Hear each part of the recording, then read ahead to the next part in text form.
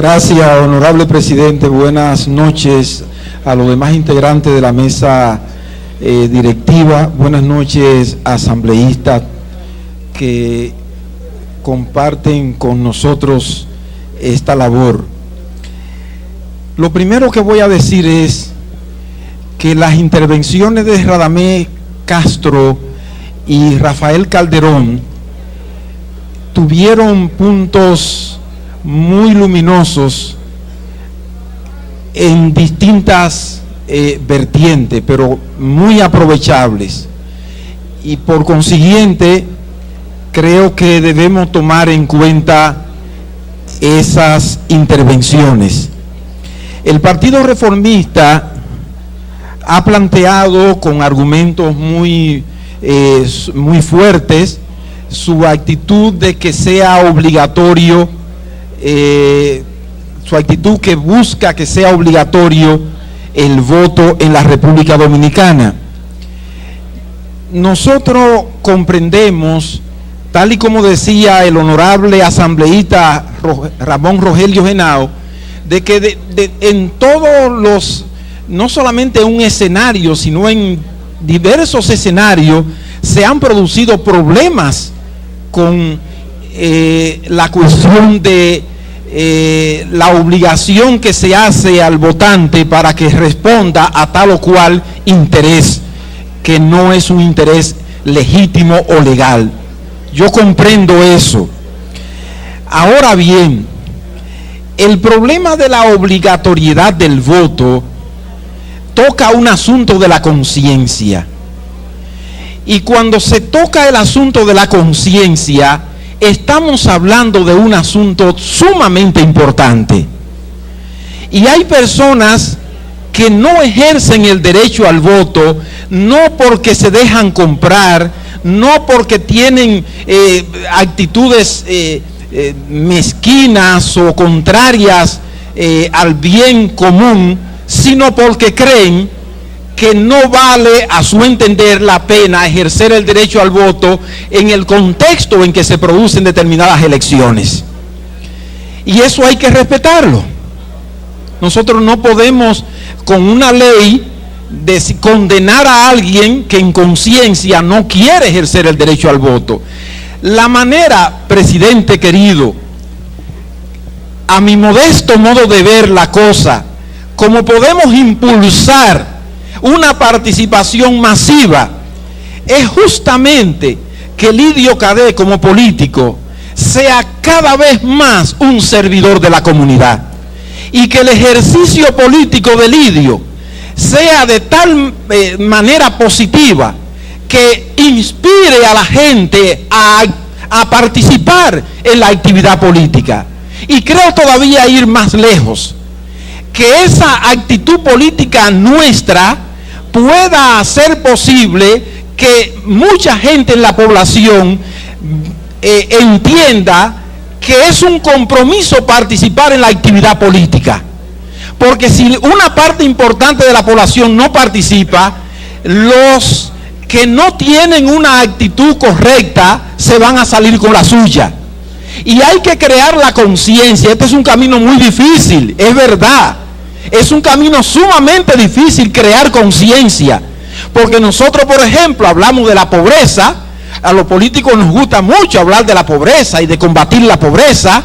Ese es un discurso permanente de nosotros los políticos, como si los pobres fueran un objeto, y nosotros lo que tenemos que hacer es impulsar a los pobres para que participen en la transformación de la sociedad como sujetos de la historia, es decir, no como personas que merecen compasión, pena.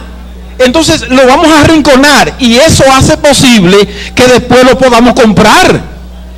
Porque si ellos son un objeto que se va a mantener sumido en la miseria gracias a que hay unos señores arriba que determinan su destino y su vida, eso es una tragedia. Y nosotros tenemos que trabajar para que los pobres entiendan que ellos son pobres hasta el día en que decidan ser sujetos de su propia historia y establecer en el país caminos que conduzcan a un desarrollo integral de todos y de todas. Mientras lo tengamos ahí dándole cositas, poniéndolo como si fueran mendigos, no hay posibilidad de liberación, no hay posibilidad de transformación de la sociedad.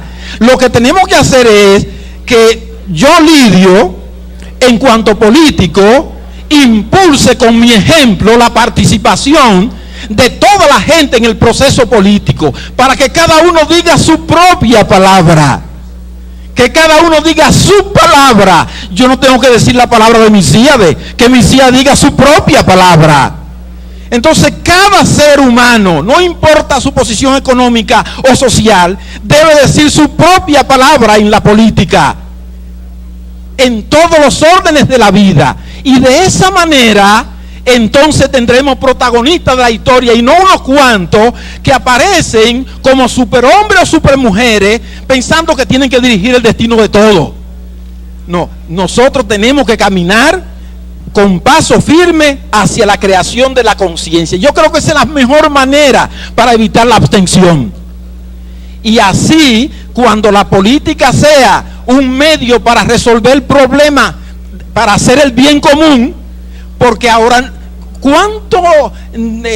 yo a veces digo, no habría sido mejor que yo me hubiera quedado en el Valle como director del liceo, como maestro, en donde yo estaba prácticamente en el anonimato. Bueno, me sacó del anonimato el asunto político, porque es un problema también, Cristina.